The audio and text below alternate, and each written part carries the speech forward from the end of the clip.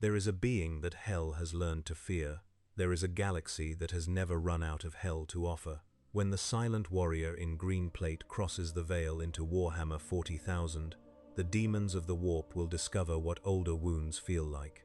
He has been waiting for a war that never ends, and in the grim darkness of the far future, war is the only thing that does not. The daemon world of Verath's crown had not known silence in 300 years. It had known music. It had known the wet percussion of flesh remaking itself in the dark. The high drilling harmonics the noise marines had embedded into the mountain ranges before they lost themselves entirely to the frequencies and became something even the planet's ruling keeper of secrets could no longer identify as human. It had known the long-sustained note of 800,000 voices tuned by generations of demonic occupation to the precise register of shared longing, a chord that vibrated in the substrate of the world itself, in the stone and the dark water, and the tortured atmosphere that clung to the planet like a fever. The sky above Verath's crown was the color of a bruise tended with perverse care, and the two moons that turned slowly through that purple-black vault had long since been reshaped by sorcery into rough approximations of screaming faces. Mouths yawned wide enough to swallow the horizon, though neither moon had a throat, and so the screaming was implied rather than produced, which Slaanesh's aesthetic philosophy insisted was the more affecting approach. The ground itself was warm. It had been warm for so long that the chaos spawn who wandered the plains no longer noticed it. They simply fed on the resonant misery that pooled in the lowlands like groundwater and moved on to the next basin.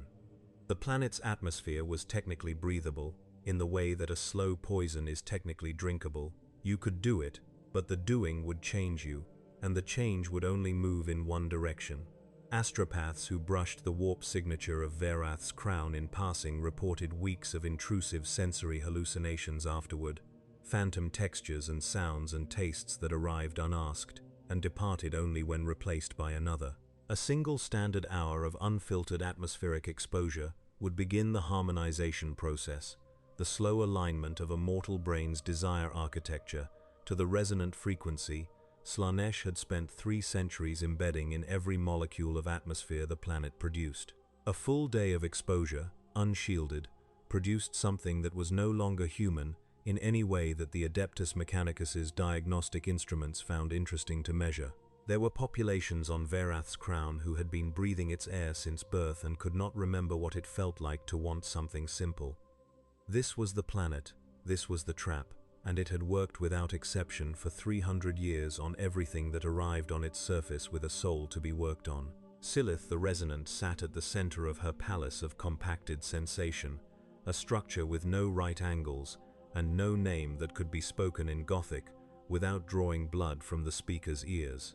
She was old by daemon standards, which meant she had outlasted 7 Chaos warbands, 2 Drukhari incursions, and 1 very misguided Chaos sorcerer who had believed he could bind her.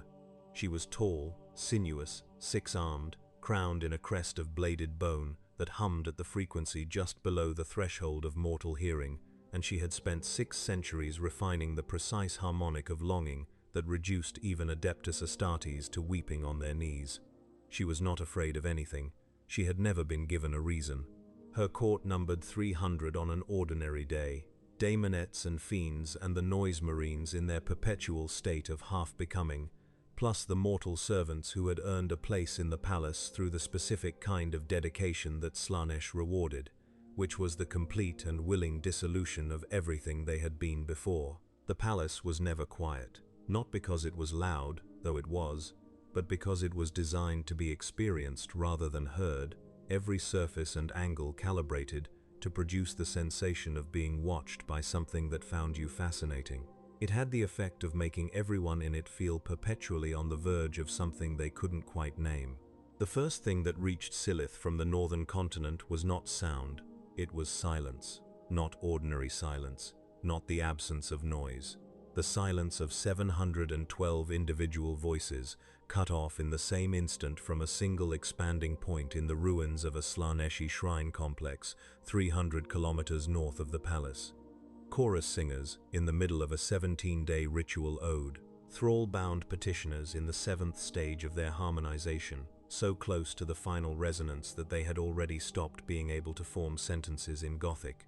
3 daemon-bound noise marines building toward the culmination of an 11-day symphonic rite, a piece of acoustic sorcery that had been 11 years in the composition, and that Silith had attended the first 7 days of, and planned to attend the last. Gone, not dead in the way daemons understood death, which left residue and echo, and the sweet trace scent of a soul's unraveling into the warp. Simply gone, removed from the local warp medium, with such thoroughness that the fabric of her domain showed no scar, no tear, no evidence of the means of their ending. She extended her sensing tendrils through the warp-saturated atmosphere and found an absence where there had been a chorus.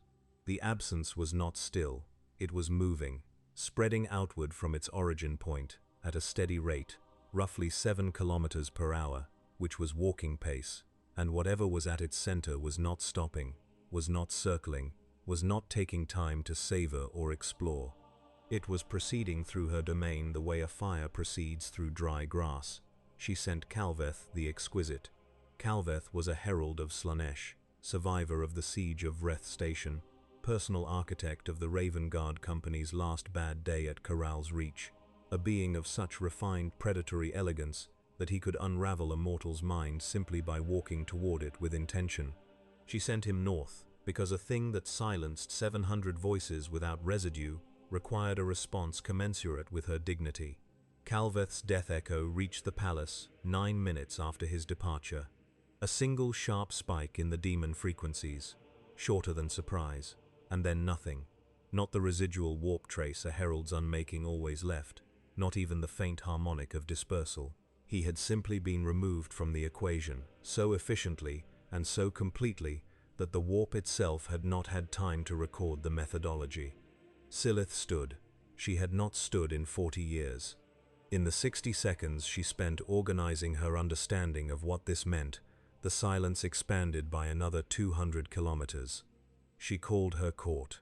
23 daemonettes of the inner guard, 11 fiends whose sinuous forms could cover ground faster than a cavalry charge, the 3 surviving noise marines, who were in the far southern reaches playing something that had no structure and no end, and who arrived crackling with the barely contained acoustic power of beings who had been tuned past the point of return. She gathered them, and she turned her 6 eyes north, and she said a thing that had not been said on Verath's crown in 3 centuries. She said, "Something hunts here." None of them laughed. Slaanesh's children knew the texture of predation with an intimacy the rest of the galaxy could not imagine. They spent their existence as predators. They recognized the shape of being prey, the way a smith recognizes the smell of forge iron.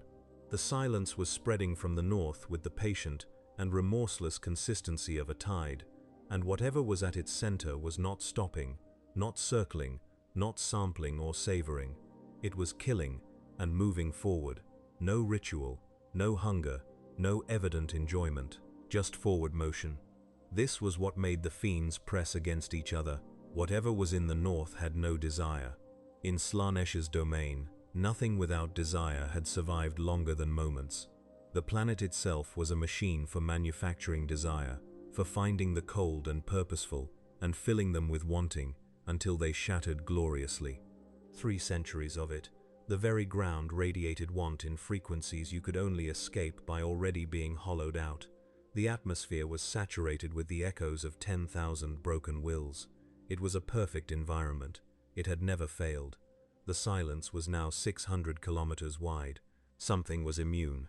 3,000 light-years from Verath's crown, aboard the strike cruiser Anathema's Vow, at the edge of the Eye of Terror, Brother Prognosticant Orvan was reading his instruments for the 3rd time because the 2nd time had given him results that the 1st time had not prepared him for. Ovan had spent 11 years reading warp resonance signatures of daemon worlds inside the Eye, mapping the shifting topology of that monstrous region the same way a cartographer maps a coastline that is always moving.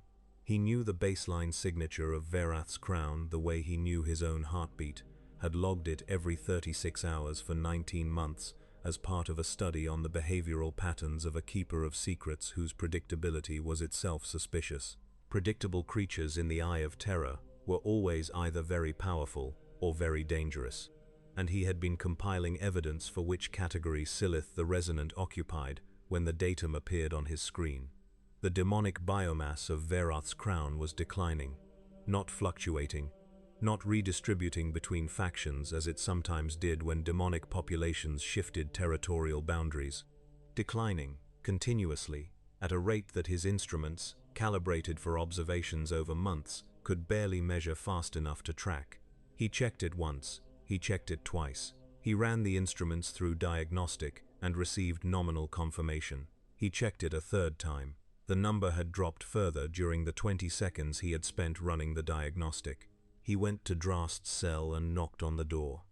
Justicar Telvain Drast was 47 years old, which was not old for an Adeptus Astartes, but was old for a Grey Knight, in the sense that anyone who had done what Grey Knights did for 22 years, and still had a cell to sleep in, was operating in statistical territory that doctrine did not fully account for. He had the eyes of a man who had spent 2 decades looking at things that should not exist, and had developed a specific stillness that came from knowing that emotion in those moments was a liability. He read Ovan's data. He read it a second time. He said nothing for 30 seconds. Then he said, "How confident are you in the sensors?" "As confident as I have ever been," Ovan said. "Get me Brodak and Saren and Mael and Thrain," Drast said. "Full war gear, teleport prep. We go in 2 hours. Justicar, whatever is killing those demons is inside the Eye of Terror. To teleport in, we would need to transit the warp barrier at close range with only partial Geller field coverage during the approach window. The risk to the ship." "I understand the risk to the ship," Drast said. 2 hours. He dressed in silence. He had dressed for war 10,000 times, and the motion was as automatic as breathing, but he did not perform it automatically. He performed it deliberately, each piece of armor a choice renewed, each prayer seal a commitment restated. This was not sentiment. This was the Grey Knight practice of keeping the mind exactly where the body was, because the one moment you drifted was the one moment something found a crack. He was not afraid. He had not been afraid since his 5th year as a Justicar, when he had stood inside a Nurgle manifestation on Kravis Station and watched his entire squad die around him while the daemon laughed, and he had learned in that moment that fear was the mind's attempt to bargain with an outcome that was already decided. He had killed the daemon. He had carried his brother's remains out himself. He had never bargained since. He was concerned. Concern was different. Concern was the mind functioning correctly. Whatever had killed 400,000 demons in 4 hours on a demon world inside the Eye of Terror had not done so through any means his instruments could identify. No orbital bombardment, no warp event, no rival chaos faction. Something was on the ground, moving at walking pace from north to south, and everything it touched stopped existing. He had fought demons for 22 years. He had never seen them run before. The augury was showing him demons running. He fastened the last seal on his gorget and went to find his sword. The Doomslayer did not know or care what world this was. He knew what it was. That was sufficient. A place of demons. A place where the enemy had made itself comfortable, built structures, filled them with the corrupted and the broken and the things that fed on both. It smelled the way hell smelled. Not exactly. Not the sulfur and char of the dimension he had come from, but the underneath was the same. Wrong energy wearing the texture of reality like a costume. He had spent long enough in hell to know the smell of borrowed existence. This world borrowed its reality from something vast and hungry and without mercy, and the borrowing had gone on long enough that most of the borrowed had forgotten they weren't real in the way solid things were real. He had been on this world for 6 hours. He had covered 900 kilometers. The suit's systems were reading energies it had no catalogued names for, but that he understood by feel, the same way you understand a tide by standing in it. Ambient psychic energy at saturation levels that registered on the suit's instruments as a continuous alarm, which he silenced within the first 10 minutes because there was nothing actionable in the alarm, and he needed the display. The suit's inscription-layered ceramite was not designed for warp saturation, not in this universe. But the inscriptions placed on his armor by something older than this universe's sense of what inscriptions were had a relationship to warp energy that was less about resistance and more about irrelevance. The warp moved through the zone his armor occupied and found nothing there that it could use. Not a null, not a ward, a kind of deep material indifference that the warp's appetite could not grip.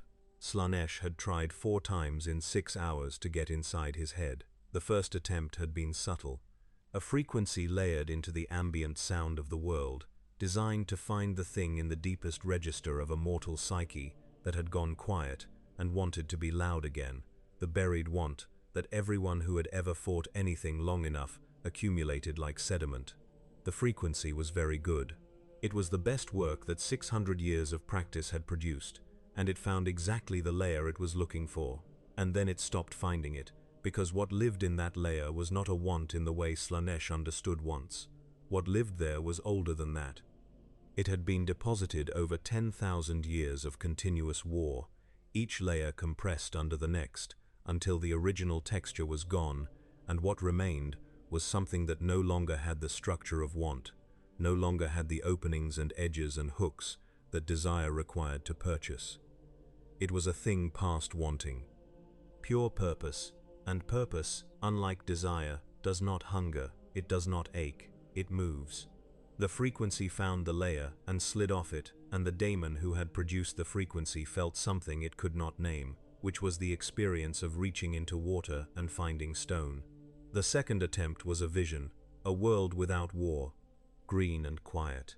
Someone he had carried in memory for so long that the memory had become more real than the original moment.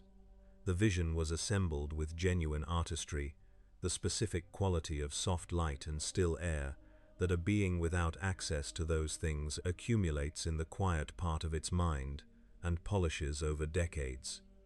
It lasted 4 seconds before he identified its construction, the edges slightly too perfect, the light arranged rather than simply present, and he destroyed it with the precision of someone who had been doing this long enough to recognize the specific way a manufactured piece announces itself. The daemon who had assembled the vision suffered the backlash alone. The third attempt was an army, 40 daemonettes and 9 fiends crossing a ridgeline in assault formation, using the terrain with intelligence that suggested something was directing them with more than basic daemon instinct. The daemonettes moved at the speed that Slaanesh's most powerful servants could move, a speed that bypassed the normal calculus of mortal reaction time and struck in the space between one heartbeat and the next. The arrangement was correct. The coordination was correct. The approach angle used the sun and the terrain together. None of this helped. He moved at the speed they moved. He had been moving at this speed for long enough that it was not an effort, not a peak performance, not something he was sustaining. It was baseline. The daemonettes struck at something that struck back from a different position than the one they had aimed for, and the sequence of violence that followed was not a battle in the sense of two forces applying effort against each other. It was the unwinding of a plan by contact with its own fundamental assumption, which was that matching his speed would be sufficient, and it was not sufficient, because speed without mass, and mass without precision, and precision without the specific quality that his decades had given him, were all incomplete versions of the thing he was. He killed the army in 11 minutes. He did not count. He never counted. The fourth attempt was Silith herself. She came in person with her court around her, and the arrival of a keeper of secrets of her age and power was a thing that altered the local atmosphere, that bent the warp resonance of her own domain into a configuration around her body, like a cathedral bends acoustic space, the architecture expressing reverence whether or not it was designed to. She was 3 times his height in her true form, sinuous and terrible and crowned in bladed bone, and she moved through the demonic geometry of her world with the ease of the oldest thing in the room. She found him standing in the center of the shrine complex he had just finished clearing, in the specific stillness of someone who had stopped moving, because the area had nothing left in it worth moving for. She looked at him, 6 eyes, each calibrated to a different emotional register, each reading the same result. She said, in Gothic that was perfectly accented because she had been studying imperial prisoners for centuries, "What are you?" It was not a question in the way mortals asked questions. It was a statement about the category of her experience. She had broken 4 inquisitors, 2 chapter masters, and a Primarch's bloodline space marine across 6 centuries of accumulated practice, and none of them had felt like this. This felt like looking at something from outside the taxonomy she had built her existence on.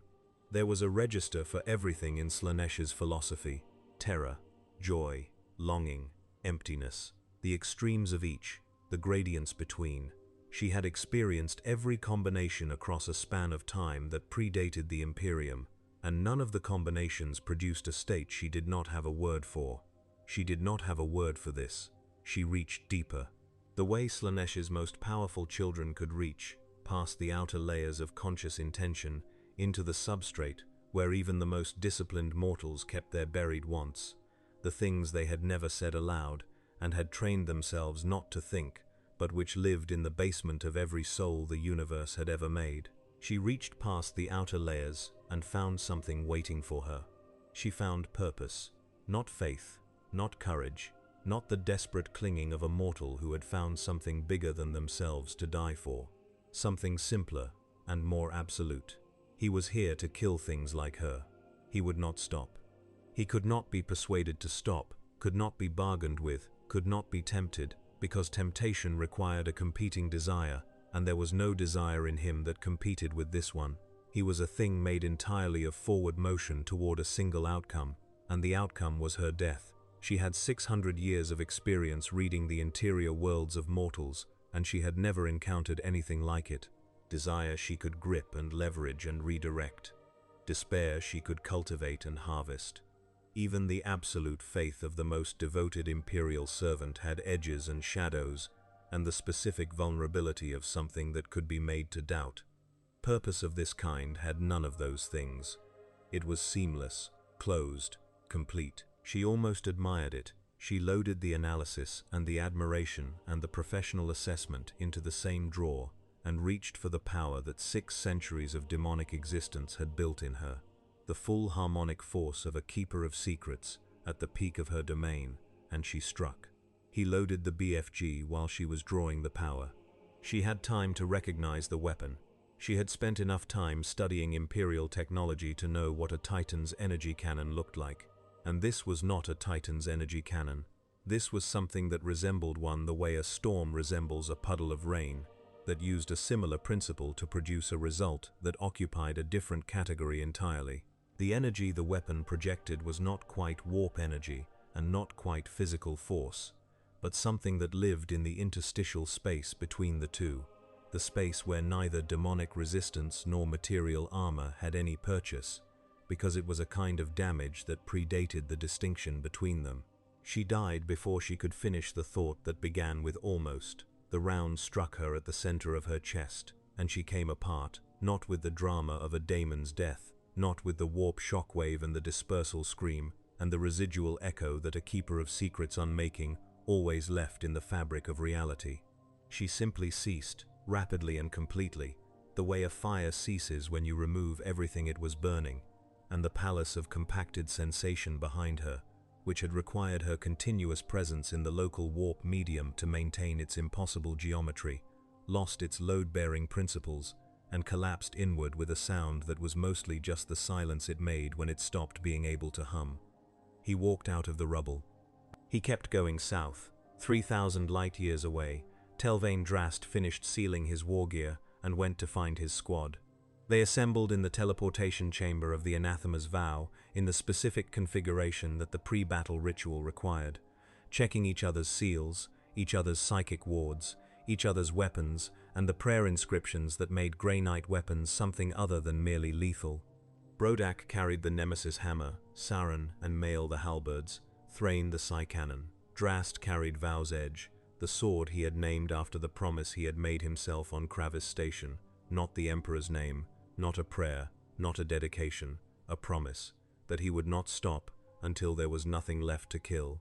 The warp transit to Verath's crown's outer boundary was the worst 12 minutes of the journey, the Anathema's Vow running with partial Geller fields through the turbulent boundary region where the Eye of Terror's physics began to assert themselves over the physical universes, the kind of transit that the ship's navigator performed with the focused precision of someone who understood that inattention in this zone produced results that were not recoverable. Drast spent the 12 minutes with his eyes open and his mind exactly where his body was and his hand on Vow's edge, because the boundary zone had a specific effect on the psyche that the Grey Knight's training addressed directly. The sensation of being watched by something very large, from very far away, that had just noticed you.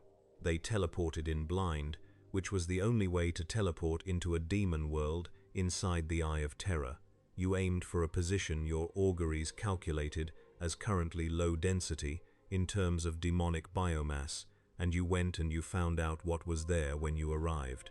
Drast's last thought before teleportation was the same thought he always had before teleportation, which was, good. They arrived on the surface of Verath's crown at 0511 ship time, in the ruins of the shrine complex they had calculated as their best insertion point, and the first thing Drast noticed was the silence, not the absence of sound. The texture of a place where sound had recently stopped. The ruins were immense, cathedral-scale architecture that had been assembled by demonic labor across 3 centuries using the mixed principles of physical construction and warp geometry, and the collapse was recent enough that dust was still settling. The second thing Drast noticed was the nature of the destruction. He had been on worlds where daemons had been killed. He knew what that looked like.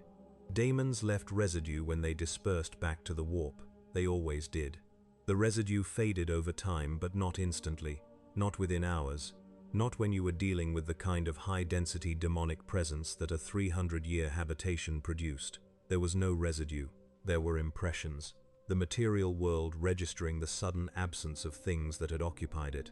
Scorched stone in the silhouettes of daemonette bodies, craters in the precise dimensions of chaos spawn, the fading trace warmth of something vast and very old having been removed from a space it had occupied for a very long time, not dispersed, not returned to the warp. The warp residue that dispersal left was a specific signature, a known quality. This was the absence of that signature. Whatever had happened here had not sent the demons back to the warp. It had removed them from the category of demons that had a warp to return to. Something killed a keeper of secrets here, Brodak said. The debris field around the palace collapse was enormous, and he was standing at its edge, reading the residue with the augury suite embedded in his helm.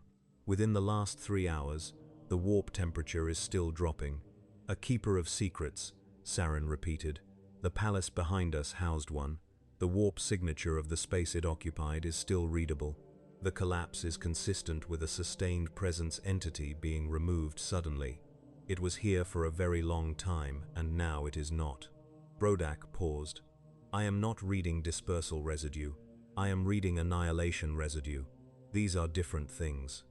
Thrain had his psi cannon up and was scanning south, tracking the anomaly that had brought them here.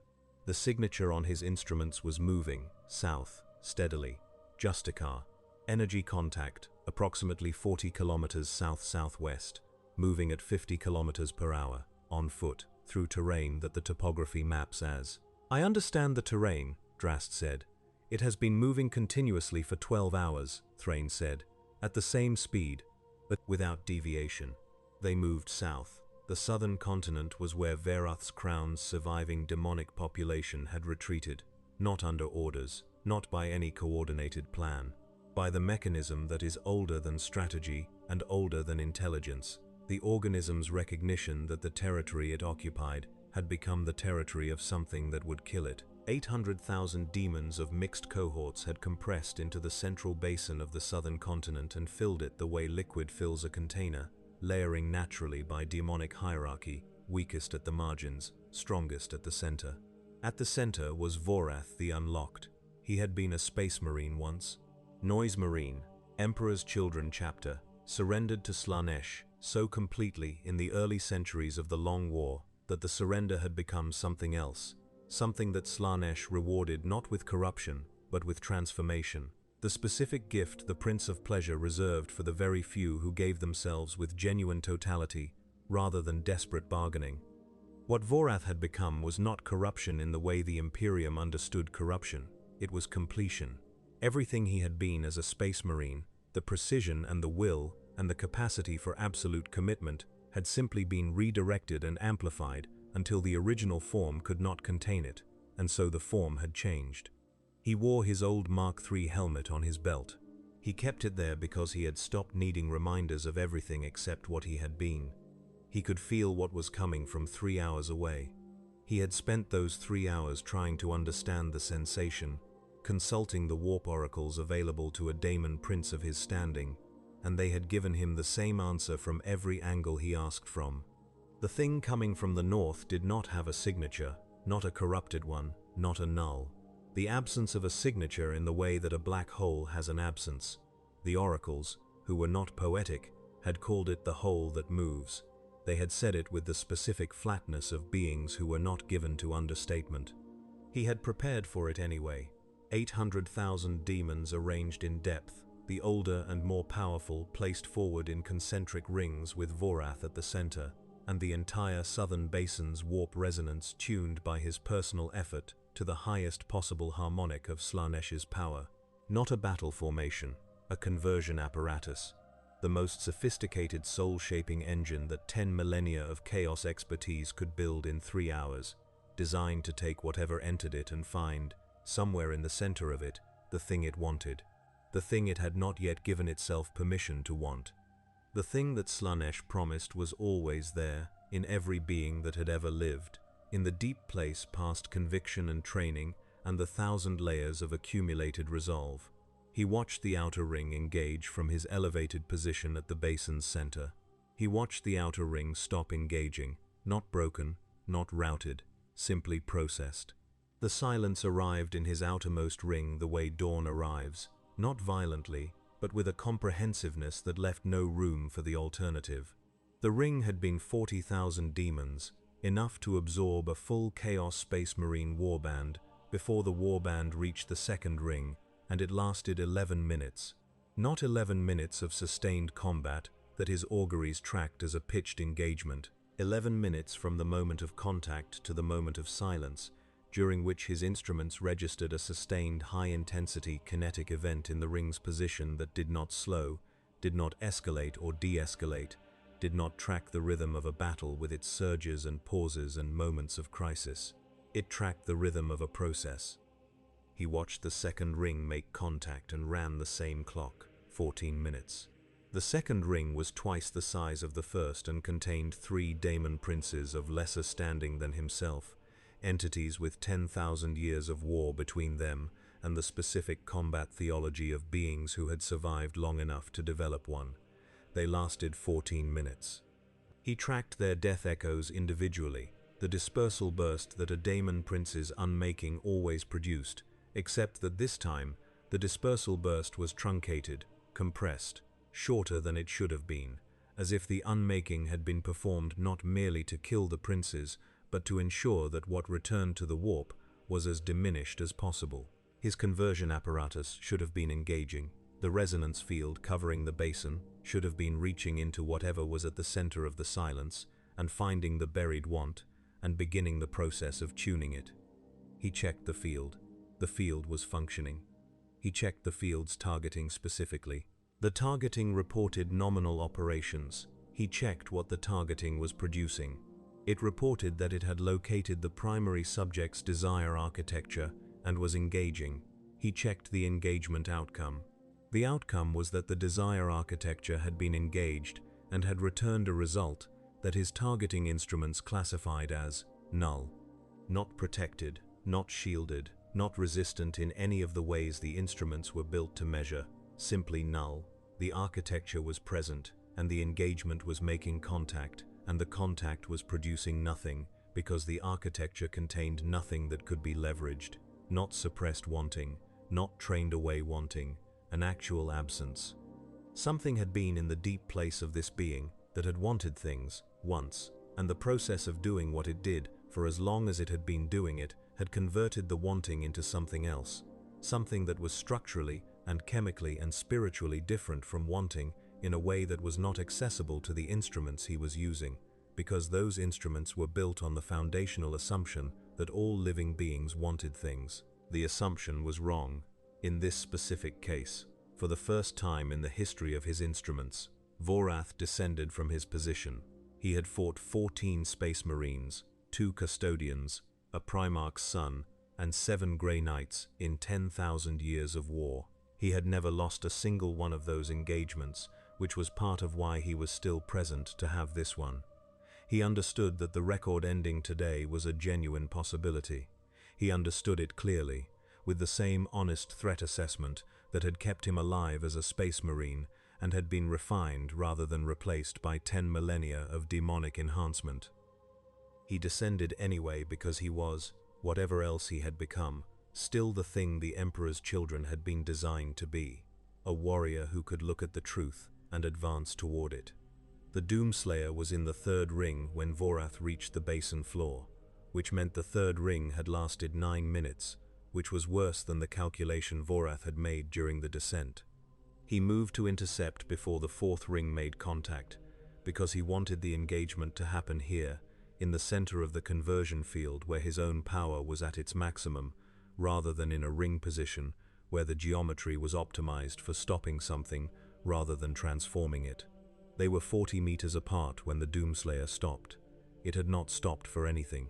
Not for the 800,000 demons of the rings, not for the 3 daemon princes of the 2nd ring, not for the steadily increasing density of the demonic opposition as it moved south. It stopped for Vorath, which meant the assessment suite in the green armor had processed Vorath's threat signature and classified it as requiring a specific, rather than general response. That was, Vorath thought with the part of him that was still, on some level, a student of war, correct.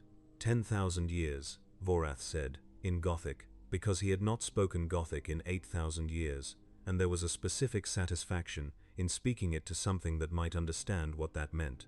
I have been here 10,000 years. I have met everything the Imperium could send at me, everything chaos produced around me. I have remade myself completely twice. He paused. What you carry in that armor, I want to understand it. The Doomslayer began to close the distance. Vorath attacked. He struck with the full combined power of 10 millennia of martial refinement and demonic enhancement, and the specific amplification that Slaanesh granted to those who served with genuine totality. The strike was not an act of aggression. It was a statement. This is what I am. This is the full measure of it. This is what you are receiving.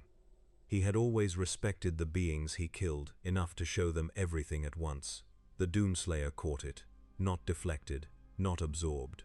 Caught, with the armored gauntlet of the left hand, palm open, the same way you catch a thrown weapon to stop it, decisively, completely, in a way that transferred the momentum of the blow not into the body behind the gauntlet, but into the grip itself, converting the strike's energy into an anchor point and using the redirection to close the remaining distance between them. Then the Doomslayer was inside Vorath's reach. The first strike hit Vorath in the upper chest with a force that he had no prior experience to compare to. He had been struck by Titan weapons in the deep past, and the experience had not been like this. A Titan weapon struck with mass, with inertia, with the overwhelming physics of very large objects applied rapidly. This struck with something he did not have a word for in any language he had ever spoken, a quality of impact that was not merely physical, that hit the material form and the demonic substrate simultaneously, that reached the spiritual anchors under the physical shell and found them and applied force to them with the same precision that the physical blow applied force to the surface. 3 of his 4 primary anchors fractured on the first hit. Pain arrived, not the replacement, the original. He had not felt the original since his first century of daemonhood, when Slaanesh had replaced every pain response in his architecture with something that went somewhere more interesting. The original broke through the replacement the way cold water breaks through thin ice, suddenly, completely, without gradation.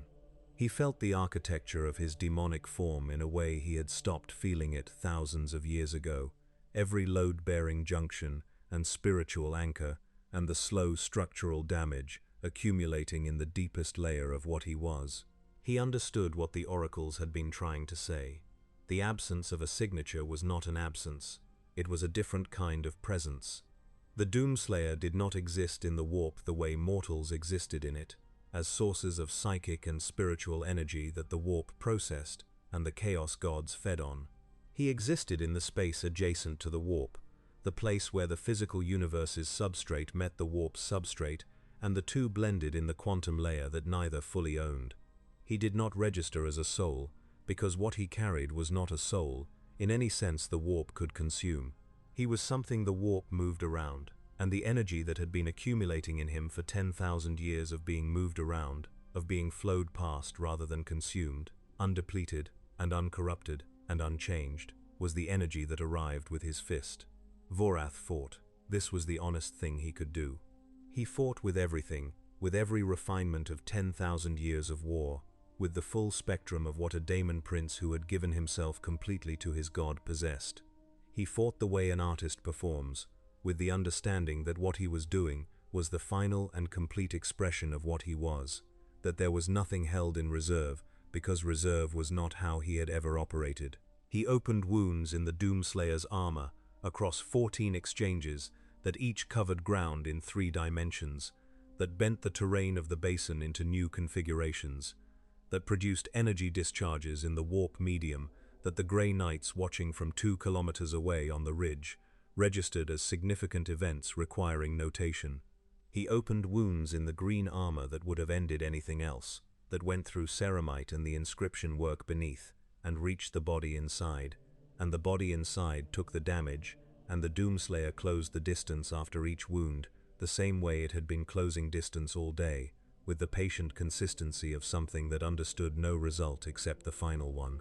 The 14th exchange ended at a place in the basin where the ground had been compressed by the weight of the fighting into a material that was no longer quite stone and no longer quite solidified warp energy. Vorath had been driven to this place exchange by exchange, not because he had been outmaneuvered in the tactical sense, but because the Doomslayer had a geometry of advance that was not about winning individual exchanges, and was about arriving at a specific moment, the moment when every exchange had been paid for, and what remained was the fact of the matter, simple and irrevocable, the 4th primary anchor. The old Mark III helmet on his belt, Vorath had kept it there for 8,000 years as a reminder. He had not thought of it as a vulnerability because spiritual anchors were not normally accessible to physical intervention. They required psychic force, or demonic power, or the specific sanctified violence of Grey Knight weaponry to effect.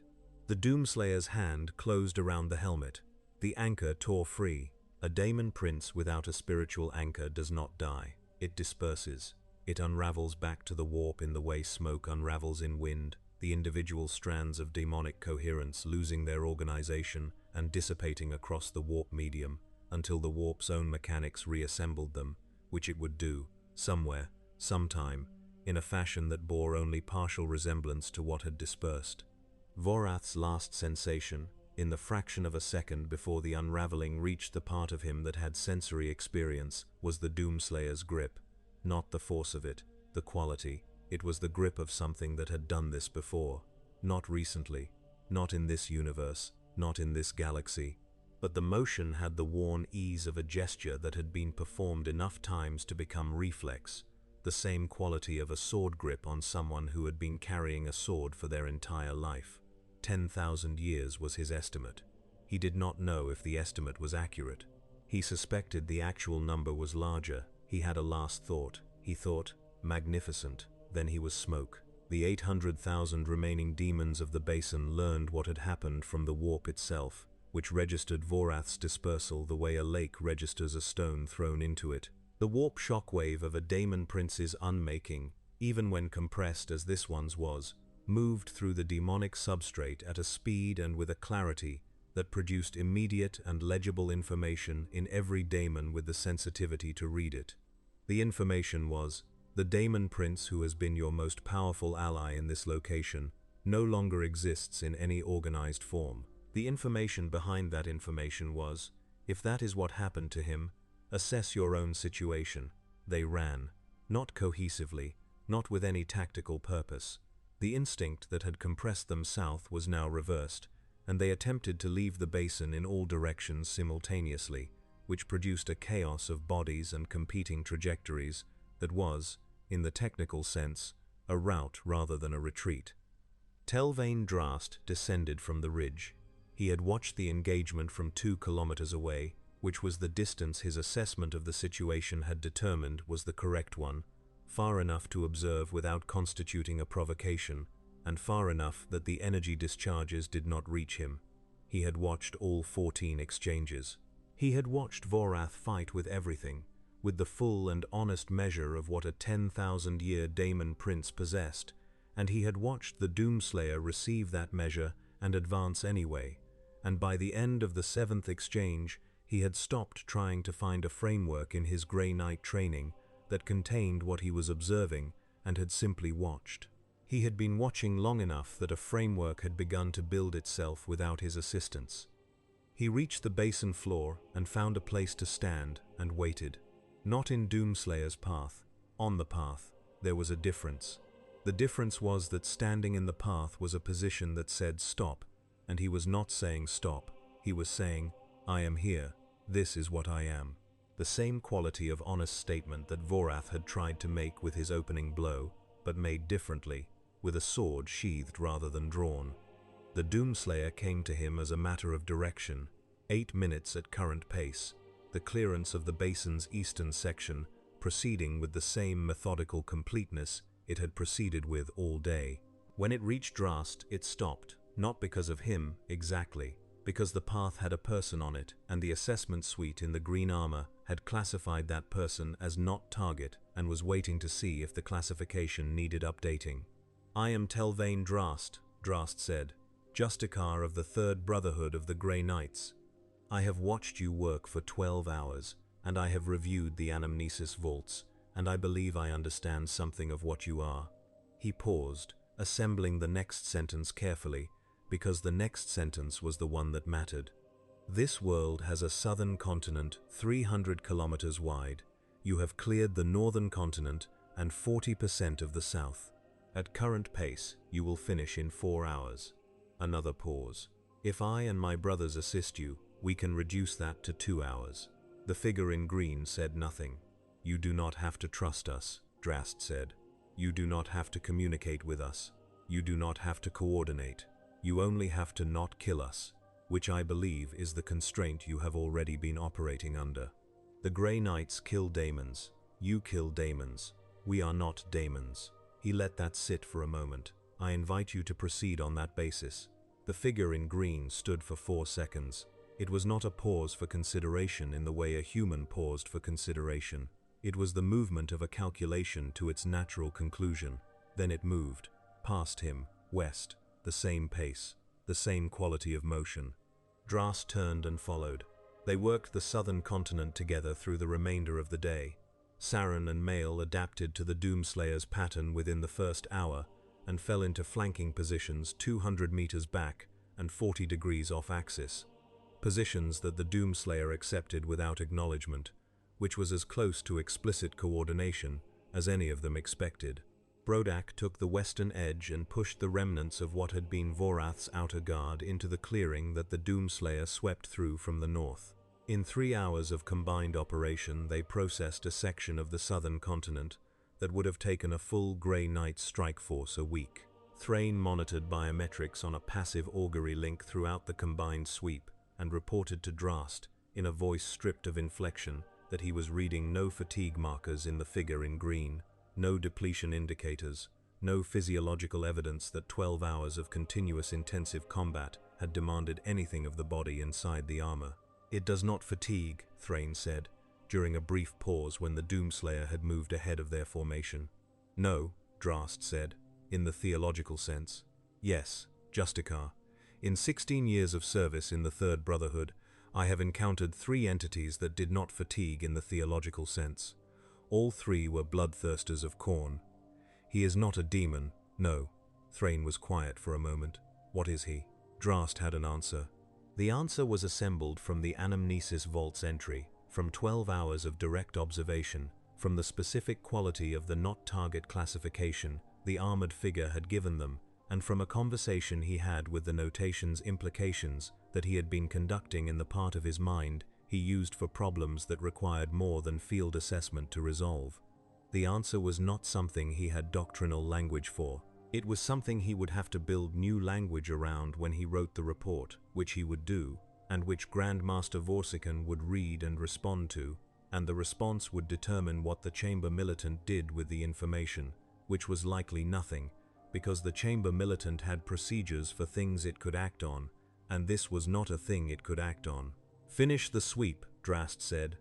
They finished the sweep at 1943 ship time. The last concentration of Slaneshi resistance on Verith's crown was 12 surviving daemonettes occupying a rock formation on the southwestern coast, and by the time the Grey Knights reached the position, the Doomslayer had already cleared it and was standing on the rocks looking south, which was ocean and which offered no further opposition.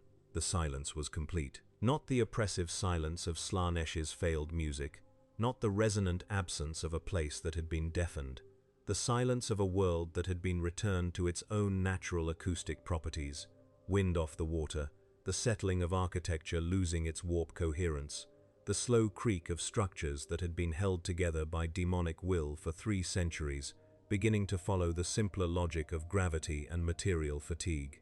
It was not quiet in the way the planet had been quiet before Slanesh came. It would take centuries for the taint to clear completely, decades of Mechanicus remediation and ecclesiarchy sanctification before any human population could return. But the thing that had made the silence unlivable was gone. Drast stood on the rocks 20 meters from the Doomslayer and looked at the sky. "You know what this is," he said, not quite to the figure in green, not quite to himself. "What you did today. There are worlds inside the Eye of Terror that have been held for 10,000 years. We go in knowing that the most we can do is reduce the presence. We push back. We lose ground. We push back again. We have never cleaned one. Not in the history of the Chamber Militant." He paused. "You cleaned one in 24 hours. The Doomslayer's posture shifted.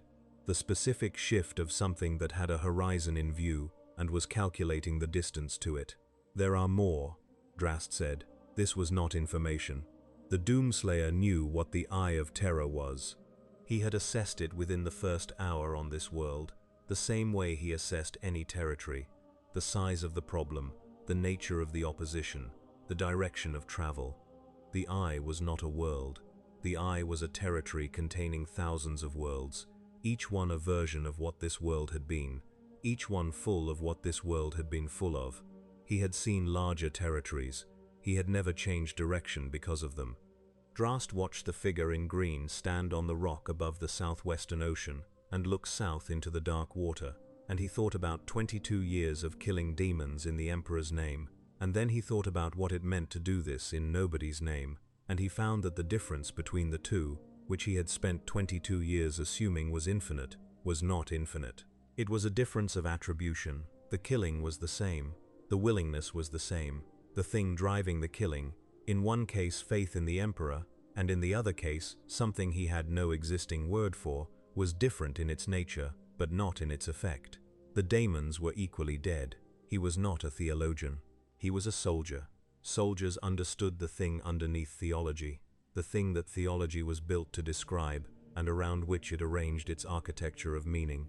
The thing was simple. The Doomslayer had it. He had always had it. He had been doing this for 10,000 years before the Imperium built the language to describe it. The Imperium's language did not make the thing more real.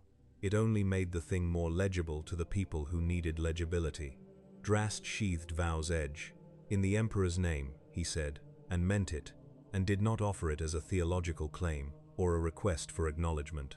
He offered it the way one warrior offers something to another across the specific gulf that separates very different kinds of fighters who have done the same thing in the same place.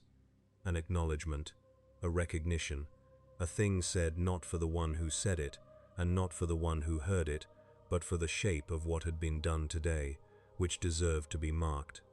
The Doomslayer did not respond to the words, but it turned its head toward Drast for a moment, and in that moment there was something in the angle of the turn that Drast read with the specific accuracy of a man who had spent 22 years learning to read things that did not communicate in words.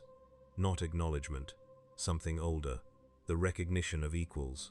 Then the green figure was moving along the coast, south, the water, and whatever came after the water. Drast stood on the rocks for 6 minutes before calling for teleport extraction. He used the 6 minutes to compose his report to Grand Master Vorsikan of the Third Brotherhood.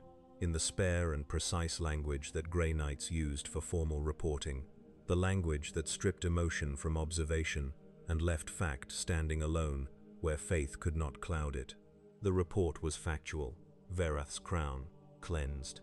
Mechanism, a single entity of unknown origin, armored in pre-imperial warp-resistant material, demonstrably hostile to demonic entities and neutral toward Grey Knights, displaying combat effectiveness exceeding all doctrinal categories.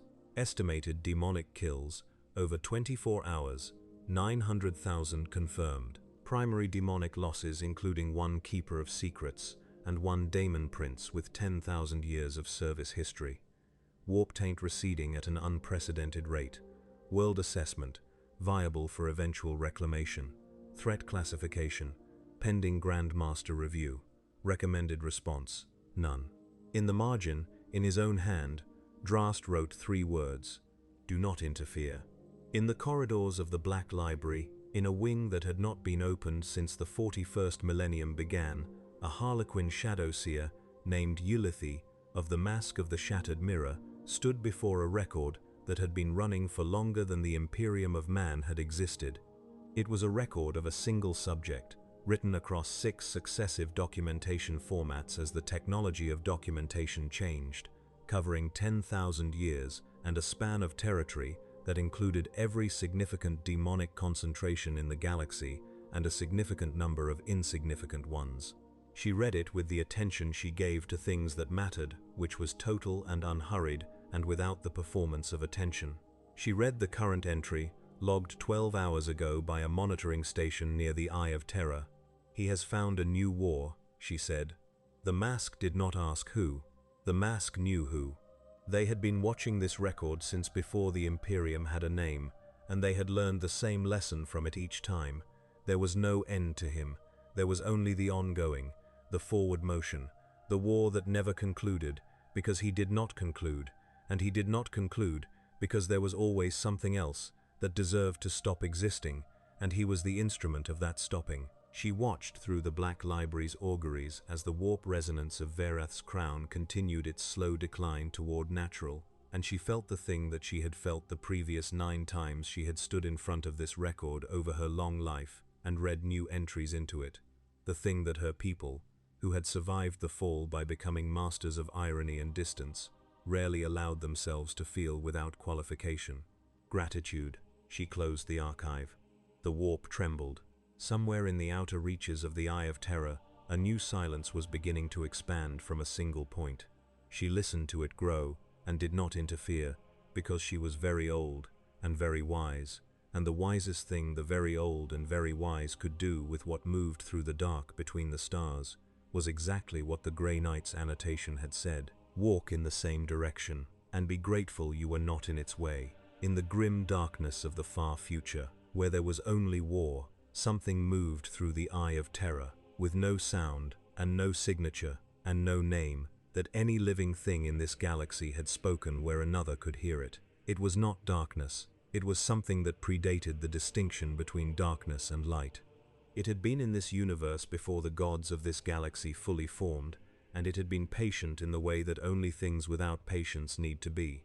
Not waiting, not enduring, simply moving, always moving, from one silence to the next.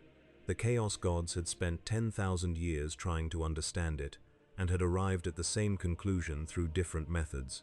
It could not be fed. It could not be corrupted. It could not be recruited to any purpose that was not already its purpose. It was not a weapon that could be pointed. It was not a force that could be channeled. It was the whole that moves, and the only productive relationship with the whole that moves was the one a wise thing had with anything it could not contain.